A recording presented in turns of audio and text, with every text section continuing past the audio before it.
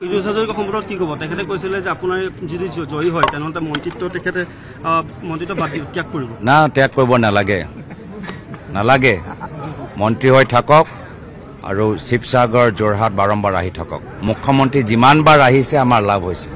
পীযুষ হাজৰিকাই পদত্যাগ কৰিব নালাগে স্পষ্ট কৰি দিছে গৌৰৱ গগৈয়ে। পীযুষ হাজৰিকা পদত্যাগ কৰিব নালাগে এইটো কৈ দিছে গৌৰৱ গগৈয়ে, স্পষ্টকৈ কৈ দিছে। মন্ত্ৰী পীযুষ হাজৰিকা জয়ন্তমল বৰা যোৰহাটলৈ মাতিছে গৌৰৱ গগৈয়ে, নিমন্ত্ৰণ জনাইছে। যোৰহাটলৈ আহি থাকিব লাগে যাতে গৌৰৱ গগৈৰ ভোট অকণমান বাঢ়ে।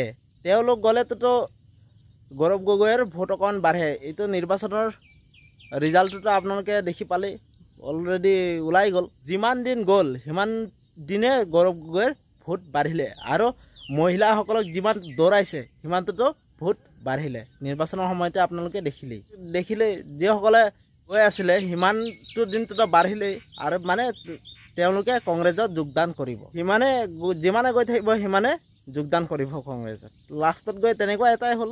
ভূপেন বৰাই কৈছিলে যে যদিহে ৰকিবুল হুছেইন ধুবুৰীত হাৰে তেতিয়াহ'লে মই পদত্যাগ কৰিম। তেতিয়া মই ভাবিছিলোঁ যে পদত্যাগ ভূপেন বৰাহে কৰিব লাগিব। পীযুষ হাজৰিকা কৰিবই নালাগে। তেতিয়াতো আমি ভাবিছিলোঁ তপন গগৈতে এনেও জিকিবই। এতিয়া কৰিবলগীয়া কোন হ'ল পদত্যাগ?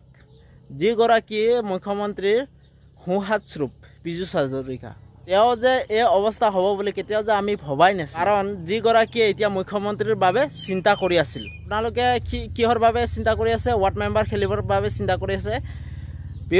পীযুষ হাজৰিকাই চিন্তা কৰি আছে, তেওঁ মুখ্যমন্ত্ৰী হ'বৰ বাবে চিন্তা কৰি আছে। তাতে আপোনালোকে কমেণ্ট কৰক। তো আপোনালোকে ক'ত আছে আৰু পীযুষ হাজৰিকা ক'ত আছে তাতে আপোনালোকে কমেণ্ট কৰি চাওক। আপোনালোকে তুলনা কৰি চাওক। আপোনালোকে ভাবিছে পীযুষ হাজৰিকাই পদত্যাগ কৰিব।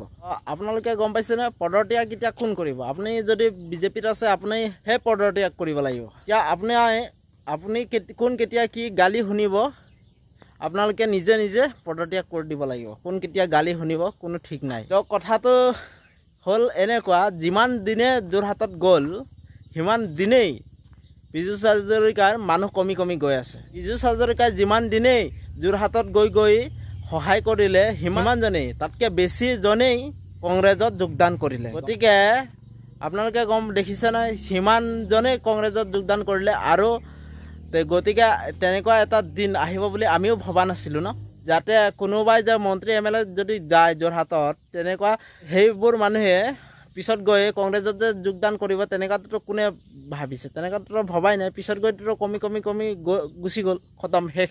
আপোনালোকে গম পাইছে কিমান সহায় কৰি আছিলে বিজেপিয়ে। অৰুণোদয় দি আছিলে, কিবা কিবি ধেৰ দি আছিলে। তো সিমানটোতো ভোট পাব লাগিছিলে। পিছত গৈতো একোৱে নাপালে, চব খতম, শেষ। তো অৰুণোদয় দি আছিলে বিজেপিয়ে, সেইটো সময়ত বিজেপিয়ে ভোট পাব লাগিছিলে, কিয় নাপালে? গোটেইটো কংগ্ৰেছত গৈ যোগদান কৰিলে মানুহবিলাক। ভোটটো পাব লাগিছিলে, ভোটটো নাপালে, পিছত গৈ জিৰ'। কাক দিলে এতিয়া ভোটটো?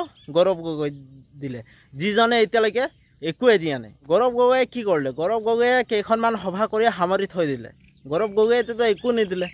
বিজেপিয়েতো বহুত কোচ দিলে, অৰুণোদয় দিলে, ঘৰ দিলে, কিবা কিবি ধেৰ দিলে। কিন্তু গৌৰৱ গগৈতো কি দিলে? একো নিদিলে। অকল কেইটামান সভা কৰিলে, ৰেলী কৰিলে আৰু সেইটো সামৰি থৈ দিলে। পিছত গৈ জিকিলে কোন? গৌৰৱ গগৈ, যিয়ে নেকি একেবাৰে গৈ বহি লৈছিলে গোটেই মাহটো।